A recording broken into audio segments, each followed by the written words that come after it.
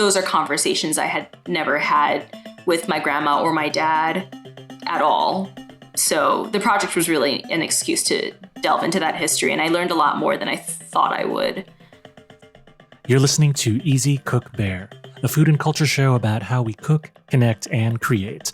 My name is Lee-Sean. I'm a queer Taiwanese-American immigrant, designer, and passionate home cook. Together with my guests, we'll be sharing stories, swapping recipes, and exploring the creative processes of people who make art, culture, food, music, and more. Easy Cook Bear. Welcome back to another edition of Easy Cook Bear. I'm Lee-Sean. Our guest this episode is a Korean-American multidisciplinary artist from Brooklyn, New York. She creates multimedia performances in galleries, theaters, and public spaces. Her works connect personal narratives to global histories through surreal storytelling. She studied art at Yale University and is an alumni of the Laundromat Project for socially engaged art. Jaime Sunwoo, thanks for coming on the show. Yeah, thanks for having me. Yeah, it's good to reconnect as well, especially during COVID and all of these times. I feel like I haven't seen you in person in a while, or your face on Zoom. Yeah, definitely. It's been a weird time. So before we get into your work and what you do, what's the last thing that you ate today? So I've been having conversations with friends about this kind of like times in your life where you're ambitious and you want to eat the thing that makes you happy, and then times when you're really stressed out and busy and you just want to shove as many calories into your mouth the fastest way possible. Yeah. And so unfortunately, my life has been the latter recently, and I've ate very joyless food. So this morning I just like shoved a quarter of a baguette into my mouth and ate like 4 blueberries. Okay. And a glass of milk. And the 4 blueberries, was it just because you're busy or you're... I ate 4 blueberries and then I knocked the container over and spilled them on the floor and then scrambled to pick them back up. Oh, no. I know. They're still edible, but I was in a rush this morning. This morning has been kind of a funky morning, but that's okay. It happens. Well, I hope you get to enjoy the blueberries later and get to eat something with a little bit more joy. And I appreciate you taking some time out to talk to us despite your busy morning. Oh, yeah, no, it's all good. I was looking forward to this, actually. I was like, I need a health break, because basically the project I've been working on is not about food at all. It's about Q-Anon. Well, why don't we talk about that project first, and then we'll go back to your spam project, and then we'll discover more about your personal history and your culinary heritage and all of that, and we'll weave it all together. So right. Q-Anon is also very timely. So let's hear about that project. So I started this fellowship with Chong and Company, which is a multidisciplinary performance organization that often works with community members in their works.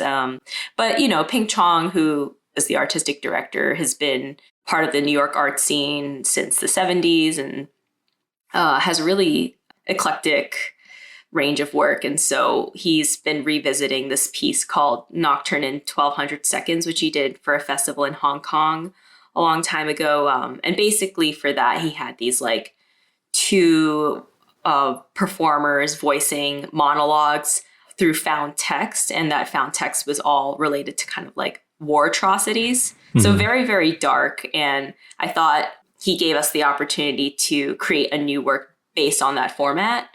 And so we decided, Matt's my collaborator, we decided to create a piece where we have these parallel narratives of people covering all the chaos of 2020. Yeah. But one side is the mainstream news media and one side's the QAnon conspiracy theorists, and just kind of almost like have them in a heated debate. And it's all through found text. So it was just like, for instance, our piece is 25 minutes long. We cut it down. We have like a director's cut, I guess, that's 45 minutes, which is really amazing. But I think by the end, you feel like you're being truly brainwashed. While the 25-minute piece, it had over 100 sources cited. So it was a lot to dig through. And that's Usually I feel like people use art to escape from the madness of 2020. And for this one, we dived right in. So. And just to make sure I'm understanding, is this a performed piece where you're taking the found text and then reading it and performing it, or you're taking the footage, the actual video footage, and editing it into a piece? Yeah, so we're actually, if it was video or audio, we transcribed it, and any articles and things like that, we just copy pasted. And the entire transcript, because it is found text, you can kind of click through it and see the exact link we found it at, or if it's a Facebook post that got deleted or something, because a lot of these social media platforms cleared Q conspiracy content, then Matt luckily screenshotted all of them and we put them in a Google Drive to link. But the piece itself is an audio piece. So we have these, the mainstream news media kind of in your left ear, and the QAnon's conspiracy theorists pan toward the right. So they're kind of like bouncing around in your head. Right. I love that. And I'm so disturbed by that as well. It's like literally you have these voices in your head, or it's like the devil and the angel from those old cartoons. Yeah, it is exactly like that. Initially, I actually thought this would be great, like as a physical installation with localized sound. And you can like walk around a room and experience it. So maybe that will be the 45-minute cut. But I did have a friend listen to the 45 minutes, and he said that toward the end, he was just kind of nodding along and he forgot what he was even listening to and was like, oh no, I'm being red pilled.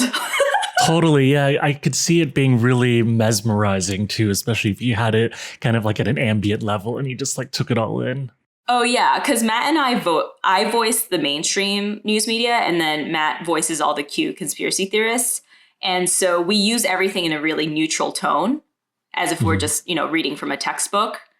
So it feels scarily objective. Right. That's an interesting performance point you make, too, about how the objectivity of your voice, or the relative neutrality of your voice, actually gives things that might be kind of batshit crazy, make them sound like, okay, perfectly normal if you say them calmly. Right. And then opposite effect is, because on the Q side, because a lot of conservative news media and Trump himself retweets or gets ideas from the Q community and kind of amplifies them, because that's the case, we have also incorporated some Trump rally speeches, and we just deliver them in the same neutral voice. And actually the opposite effect happens, where Trump just becomes more terrifying when you get rid of all of his vocal tics and just listen to purely what he has to say without his facial expressions and shrugging and the general strange type of charisma that he exudes. If you just strip it and it's just neutral, it's like really, really terrifying. Wow. That's so interesting what you've learned in all of this. It's almost like creating this piece has been a form of research, of understanding how messages work and how much delivery is a part of things. Now here's a clip of the piece we're talking about, You Are the News Now, by Jaime Sunwoo and Matt Chilton. Inspired by Nocturne in 1200 Seconds by Ping Chong. Protocols that must be followed. Tom Hanks and Ellen DeGeneres appeared to be the official Illuminati spokespeople for the COVID-19 fake virus agenda. Not much more to it than one day at a time approach. Ellen's show isn't canceled because she's mean. Take care of yourselves. Whoever thinks that has lost touch with reality. Ellen DeGeneres has now been indicted and is most likely dead or in Gitmo. Hanks is only the most recent protagonist in a spate of high-profile pedophilia she, accusations the Obama family, levied the by Bushes, far-right commentators. Clintons. Let's talk about one of your older works, or work still in progress because it's evolving and it exists in different formats, but Specially Processed American Me, which is SPAM as an acronym, is a piece that you've created that holds food history, storytelling workshops over a communal Spam meal, but it's also exploring Spam, the canned meat itself, as a portal into your Asian American upbringing, your family's experiences with the Korean War, the legacy of American militarism, all sorts of things kind of woven together in a piece. And I got to see it a few months ago, and it's really funny too. Could you tell us more about that piece, and maybe just start from the origin story? Yeah, so it's interesting because the piece is primarily a theater performance project. And we've just been workshopping that story for a while. And we were planning to premiere it this year until the pandemic hit. So we're hoping we can premiere it either late next year or the year after. Who knows with theater. But the other part of the project is I do like food history lectures and workshops, which usually I'll partner with a local restaurant that serves Spam, and I'll invite attendees to learn more about how Spam became significant in the Asian diaspora. And usually there's a community storytelling element where we've been collecting like people's thoughts on Spam and on these like pink Spam shaped index cards. That's amazing. Which has been fun. And because we have all of these physical objects from the show and from those collected stories, sometimes we do gallery exhibitions.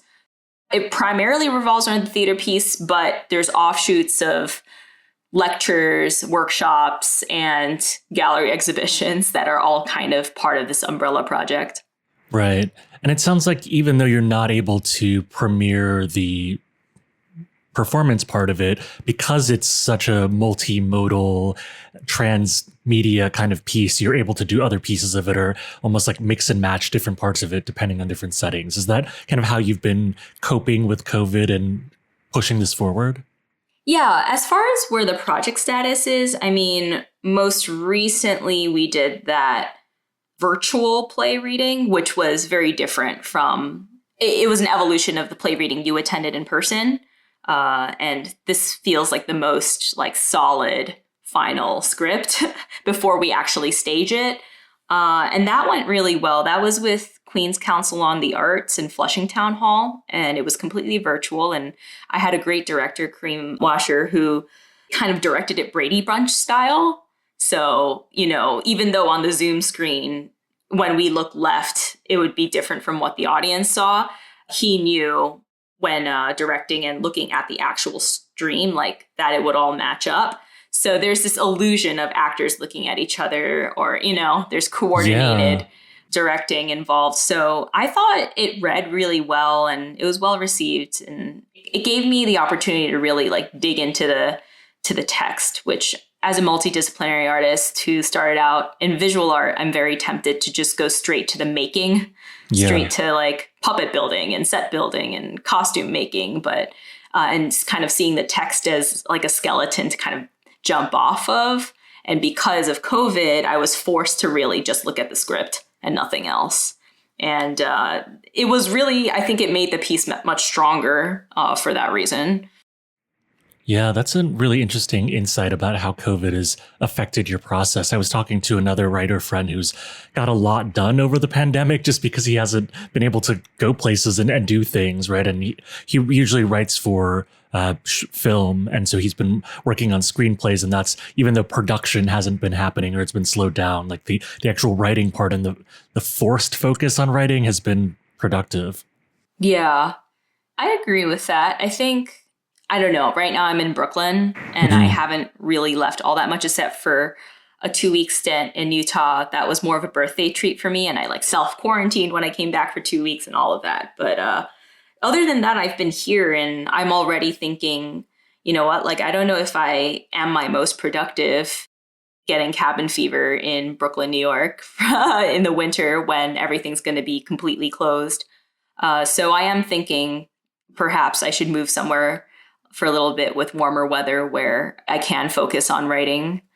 Because it's not just time. I think it's also where you are. And it looks like where you are is really beautiful, actually. Yeah, I moved out to Sag Harbor in the spring, and now it's like pouring rain, but it's beautiful. So it's definitely not warmer than Brooklyn, but it has been good to just be out here since everything is remote anyway, to have like a little bit more space. I have a studio set up here, and I've just been cooking a lot because I literally live in a one Chinese restaurant kind of town. It's like one Chinese restaurant and then all the other restaurants are like kind of fancy Hamptons places. So I basically just cook more and be domestic. Oh, that's great. What was your relationship with Spam growing up? And what is your relationship with Spam now that you've made a piece about it? Well, growing up, I had it at home. It was just a staple. And I didn't really think about it until I got a little older and I realized that it was kind of this gross poor people food. And that's what it was known for. And I didn't realize, because, I would normally have it in kimbap, like these rice rolls at maybe like Korean church picnics, or my cousins grew up in Hawaii. So I would have it in spam musubi when I visited them. My mom would make spam fried rice and pack it for lunch. My grandma would make spam fried rice too. Oh, yay. Yeah. My mom made it like kind of the omurice version, where you put an egg on top and add a ketchup smiley face. Oh, nice. That is kind of how I had it. And I realized that it was kind of this gross food, but I never internalized that. I was just like, oh, well, no one else eats it, but I eat it, whatever. And I wasn't too ashamed of it, because even when you cook spam, like no one knows it's spam. They're just like, oh, it's cubes of meat. Like no one, they don't see you taking it out of the can. And in fact, I think a lot of people, if they eat it without knowing what it is, they'll just be, oh, this is tasty, like bacon-y stuff, Right. That you're not supposed to just open the can and eat it, right? You're supposed to do stuff cook with it. Yeah. But I think Americans have become so traumatized by the food that they themselves wouldn't be able to identify spam if it were just cooked and if they didn't see the can, Yeah. Well, that's an interesting word that you use with trauma, right? Because it is a food that originated in the US and was, I want to say imposed, but it was brought to a lot of these places that had US military presence, whether it was South Korea or Okinawa, Hawaii. And so can you talk a little bit more about this dimension of how this food has become sort of like ethnicized, like given this sort of like racialized marker, and also this like socioeconomic class marker to it, and how that's evolved? Yeah. So spam originated in Austin, Minnesota, and is deeply American. In fact, a lot of the marketing that they still do is very much about supporting veterans. And they have like a whole spam museum in Austin, Minnesota, and it's the pride and joy of the Hormel family. So, and now Hormel's this huge food conglomerate, and they own all sorts of brands, including Applegate. So you can get your fancy meat at Applegate, organic and nice, or you can get your spam. So, it's deeply American. It was a hit during times when meat was rationed. So the Great Depression, or during the war when meat was rationed. And initially, spam was known, even like before all that hardship, was known as just this very convenient future food. And I think in the past, people didn't associate processed food with being unhealthy or being for poor people. It was the food of the future. It was industrial and cool. So I think they marketed it as the miracle meat. Oh, wow. Yeah. Do they still use that tagline? No way. Now their tagline is "Don't knock it till you fry it." It's almost like already defensive as the starting point. Right, exactly. It went from like, we're the best to please try us. Yeah, it's not as bad as you thought it was. Right. And the entire reason, which is kind of interesting, is just because it did too well. People ate it so often when meat was rationed that they became sick of it. There was this collective cultural shift where they decided, no more, I've had enough. And it's not the product itself that grossed people out. It was just the fact that it oversaturated the market.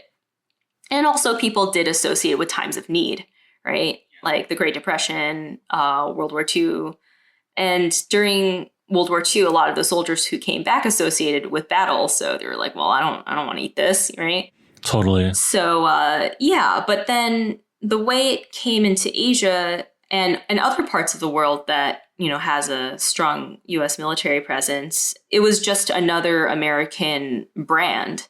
So Americans brought over cigarettes and coffee, Hershey's chocolate, different things like that. And then American cheese, right? Vienna sausages. And spam was just one of those things.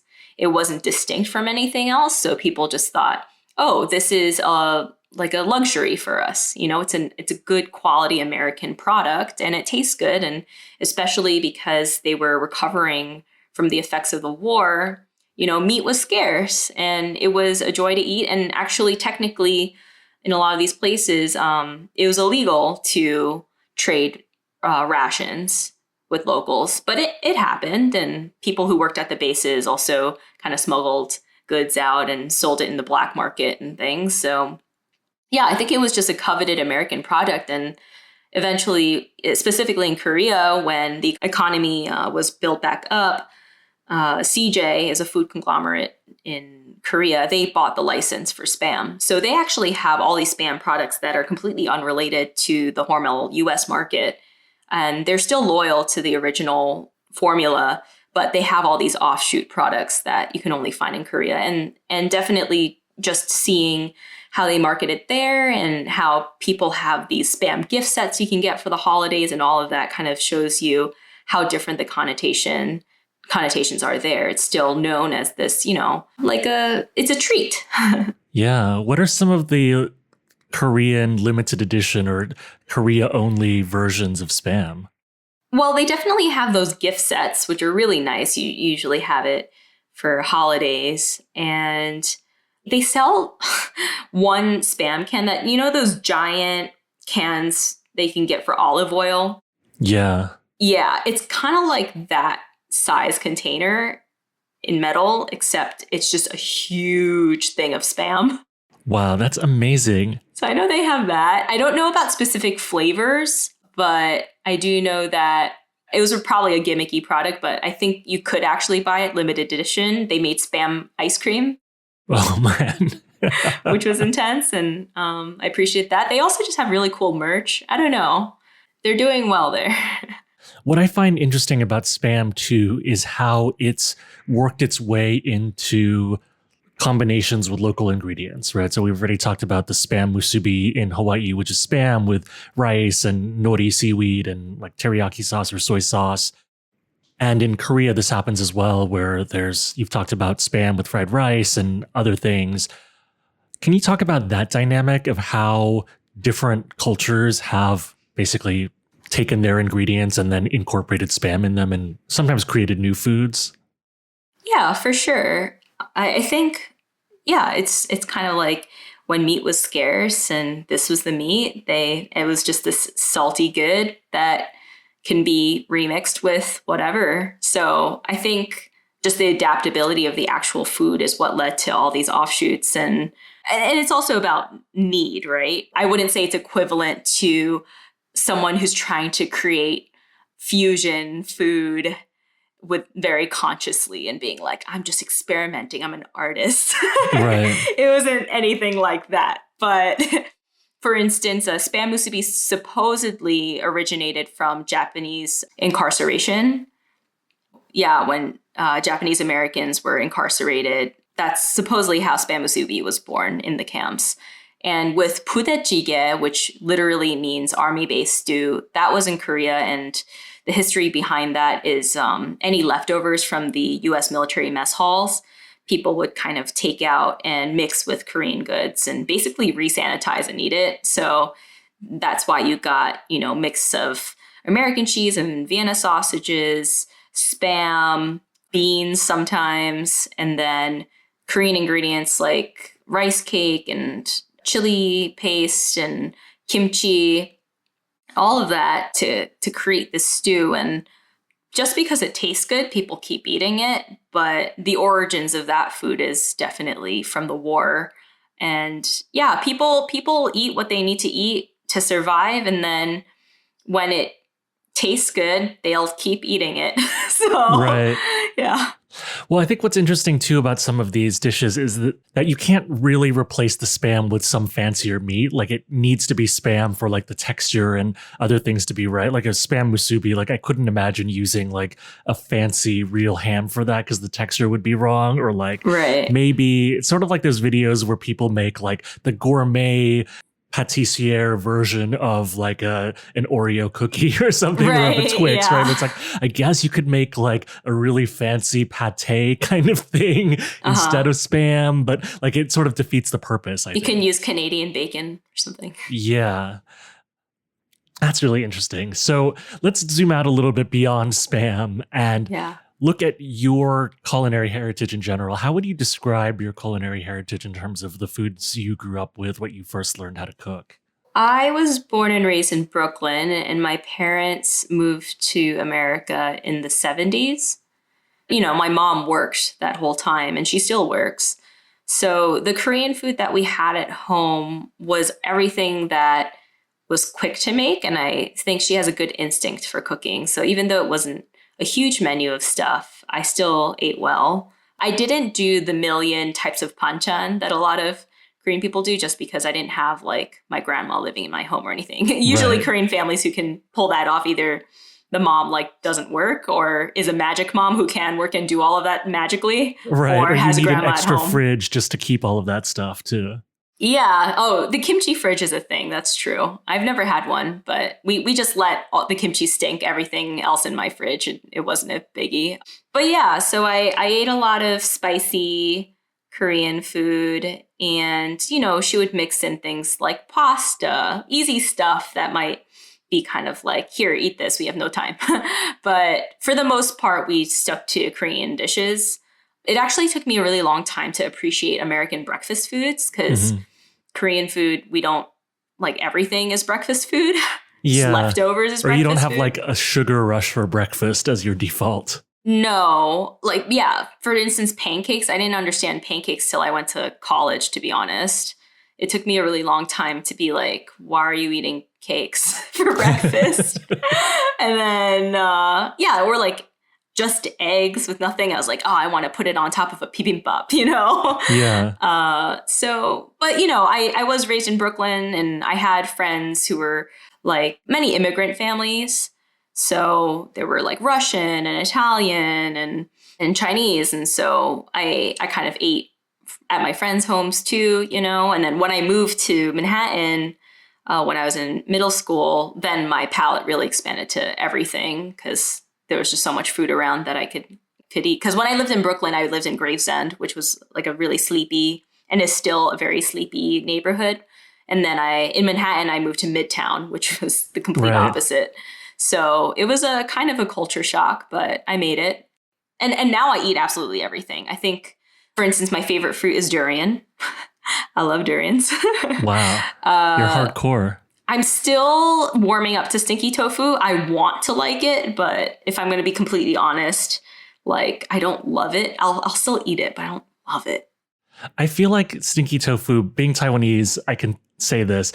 In some ways, it's kind of like a Taiwanese inside joke. I mean, I think there are people who really like it, but really me and my Taiwanese friends basically just like have it as a thing that we give to our non-Taiwanese friends to make them try it as a sort of rite of passage. But it's not like I like seek it out. Like, there's so many better, more like easily accessible Taiwanese foods that it's like, it's fine. It's more about like the texture than anything else. And you could like very much just fry a piece of tofu that's not stinky and put the sauce on it and it would still taste good, in my opinion. Right. Yeah, it's like tofu cheese. Yeah. Yeah, and it's just like, it gives it a little bit of funk, but if you just like fried the tofu and had some like kimchi or something else that had a little bit of a fermented funk, like that would work too, right? You don't have to stink up your whole house to make it. My dad made some once growing up. Like, they found a source of it in California, brought it back to Phoenix and like fried it up, but it like stank up the whole house, right? There's like, it's more like a street food that you get. I don't think most people would make it at home either. Right. Actually, speaking of, my grandma sometimes visited in the summers, and she would make her own doenjang, which is like a fermented soybean paste. She would mash up the soybeans, marinated and all of that. And I remember my brother bought fresh Tims. And she was like, oh, great. Can you use them? And then he walks out of the room and she's like, great, new shoes. And she puts them on and just starts smashing the beans with his shoes. I mean, they survived it. And she's like, it's fine. I washed it and I'll wash it off later. But he was quite upset that his new Tims were now being used to smash soybeans. And she create these like blocks of, you know, these big blocks of mashed soybeans so that it could ferment, and it would definitely stink up her house as well. So I can relate to the making a stink for the love of food. I think there's an interesting dynamic too with the connection between stink in air quotes and shame. So there was a Korean lady who lived in my old building in Manhattan. And one day we were going down the elevator together and she apologized to me. And I was like, why are you apologizing? She's like, oh, I'm making bone broth and it must be stinking up the whole building. And I was like, no, I don't mind that smell at all. In fact, I find it really comforting. But it's interesting that someone would say that to a stranger or like to a neighbor like that, like automatically as a thing. So I wonder if things like this, I think a lot of us who grew up with immigrant family backgrounds have these sort of lunchbox moments of like, oh, your food stinks according to somebody in like a dominant white culture. Do you have any thoughts on like stink and shame when it comes to some of these food ways? Well, definitely when, for instance, my mom and I moved to Midtown Manhattan and we were in an apartment building. And this is something that I mentioned in the show too, sort of that move. Because in Gravesend, we lived in a house. Yeah. So when we moved to that apartment building, my mom actually stopped making kimchi jjigae and doenjang jjigae altogether because she was afraid it would stink up the halls. And it's something that I really, really miss. And she's like, oh, well, you can just eat it at a restaurant. But it was never the same. And I really, really, really, really, really missed having it. So, yeah, it's a reality. What were some of the first things that you learned how to cook yourself? Let's see. There's this chicken that my mom makes, which I guess she actually got the recipe from my aunt who lives in Japan for a bit. So it's almost like a spicy teriyaki chicken. She calls it soy chicken, even though it's not soy meat. It's just like soy saucy chicken. And it's super hot. Oh, I made it for you. Yeah. Okay. So it's been like this sort of long braised chicken that soaks up all the. It's not even flavors. long braised. You just, take the chicken, you add soy sauce, dried chili pepper, red chilies, and onion, garlic. That's it. And some black pepper and soy sauce and brown sugar or honey. And it's really fast to cook. It's not a long process at all. I didn't even have to ask, and you've shared your easy cook recipe for the episode for our listeners. So yeah, I appreciate that. Oh, is that a thing? We gotta have an easy cook recipe? I normally do like an easy cook recipe for my guests if they have one to voice over, but you just did. So that's perfect. It's an easy cook. I still remember that meal, honestly, because it was just this one pot thing plus the rice. And it just had so much flavor for, like you said, a relatively simple list of ingredients. Mm-hmm. I'm glad you liked it. Do you have any food-related habits or rituals for when you're writing or you're on set, or how did these worlds collide for you? Well, the project itself just has a lot of food in it. Yeah. So, my cast and I are literally eating these foods on stage. Let's see. What's the list? So there's Spam fried rice. Uh-huh. There is Spam musubi, the kimbap, those rice rolls. We have budae-jjigae in the show, that army-based stew. We have the Okinawan goya champuru, which is like a bitter melon dish with Spam.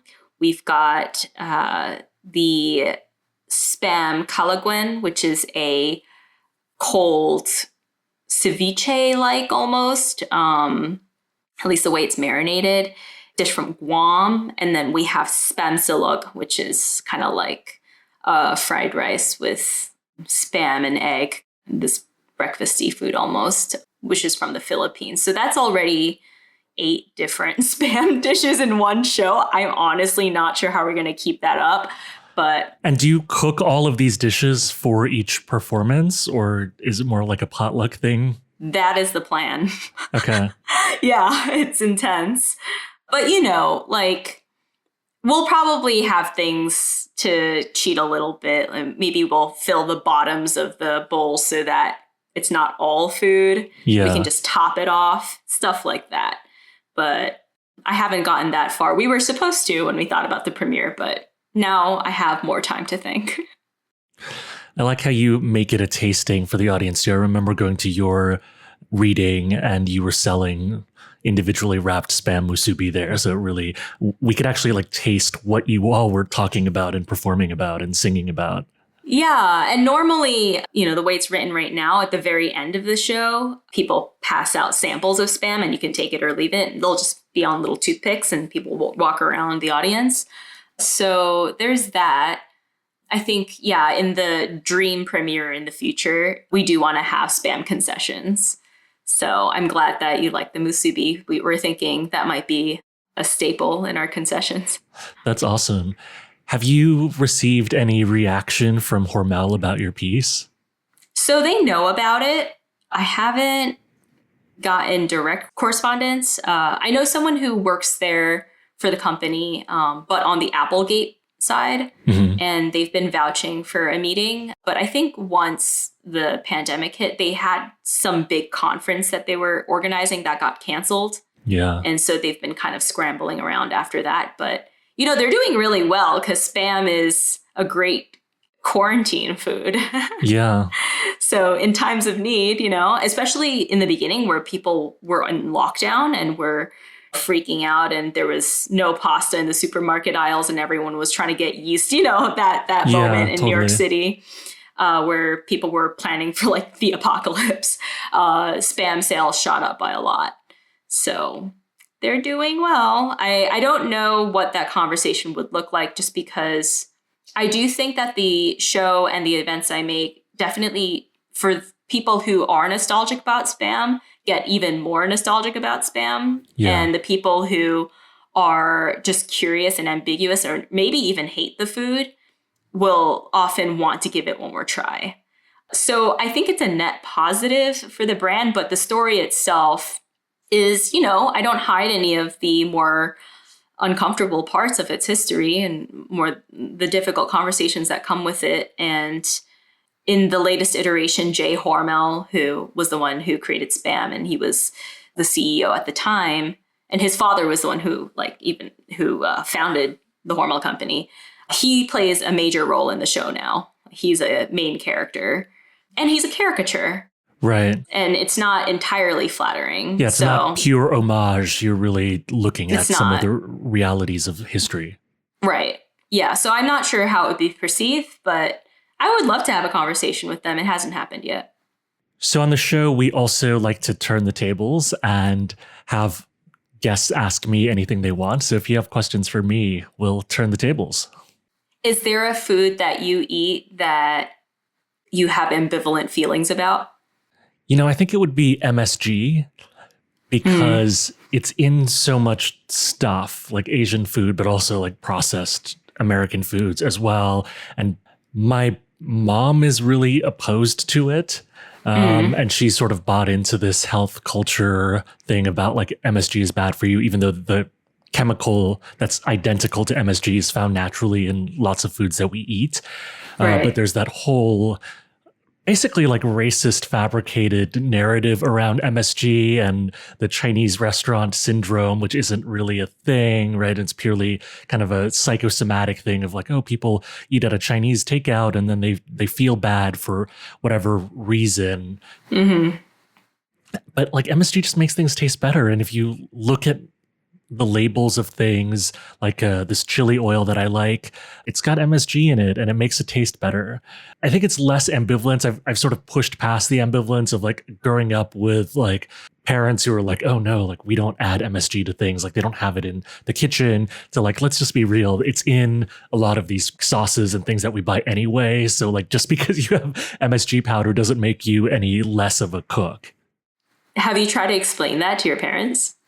Not really, because they're more into this like health food thing. And they don't like how much salt I use in my food either. Like they have what I would call blander tastes. Oh, okay. Compared to my cooking. And so I think it's a different thing. And I think it's also an older generational Taiwanese thing of you're supposed to have like the original taste of things. And so the traditional food isn't super complex or super heavily spiced, and you're just supposed to be like, oh, the pork is supposed to taste like pork and the vegetables are supposed to taste like vegetables, and it's a sort of lighter palate. And I just favor more umami, I think, and more spice. Yeah. No, that's fair. As long as, they're consistent. I think if they weren't consistent, like, I don't know what else is bad for them that they could have eaten. But yeah, they're all across the board. It sounds like they make this a rule. They're not just picking and choosing the out of all the bad things you could possibly eat. Yeah. They're not discriminatory, really, if it comes down to it. No, it's more that I think they just have like a blinder palate, or they don't crave as much as umami in food as I do. Yeah, no, I'm on the camp of like foods that punch me in the face are foods I welcome. I had this realization recently, actually, that sometimes heavily spiced foods are meant to be a little bit punishing, and it's like it's punishing you while it's in your mouth, but the reward is actually like after you swallow, or like you have the sip of like soda or milk or whatever, and it's like, oh, it's the relief part of it is just as part of the experience as like the heat part, if you know what I mean. Yeah, I could see that. I never thought about it that way, but it's true. I also just like the pain part.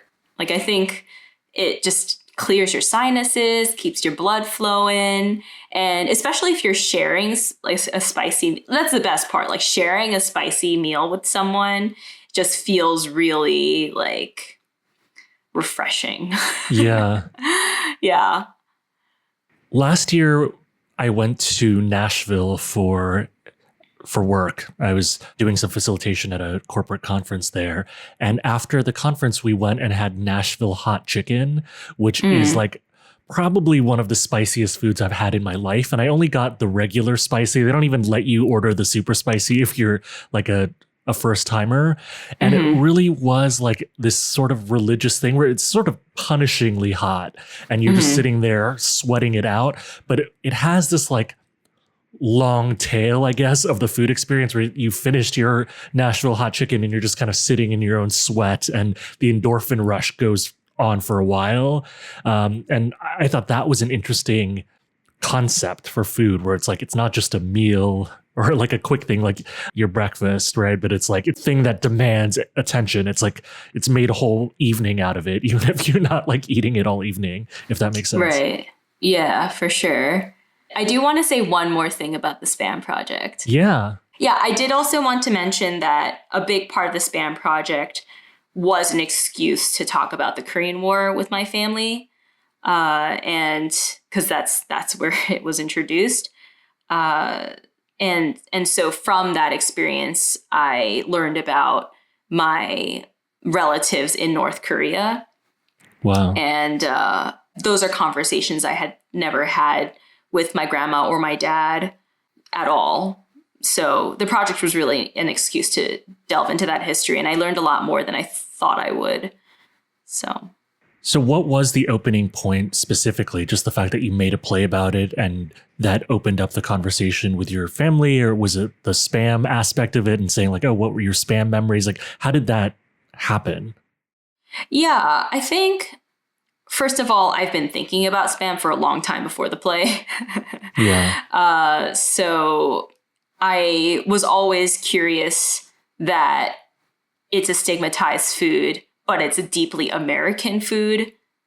And then now it's a very Asian food. I mean, some Asian people don't even realize it's an American food. I mean, it's crazy. Right. But I just thought that was so strange to be ashamed of something that was from here. And then when I learned that it's because of the war, it really made me feel like, well, what else do I not know or understand? And this was just like a small hint in showing that I don't understand things. and so it was an excuse for me to then ask my grandmother the first time she had spam. And it was actually during the war. And that opened a whole conversation about that. And that's something that I explore in my show. And with my father, once I had that conversation with my grandmother, I felt more comfortable asking my father. And, you know, I've been working on the show for like 2.5 years. And it's going to be 3, I guess, in January, but that's only because of the pandemic. But yeah, for, you know, straight 2.5 years, I was working on it. And my dad at that point was comfortable to share his side. It actually came about because he heard my grandmother's side and was like, I have stuff to say. Oh, wow.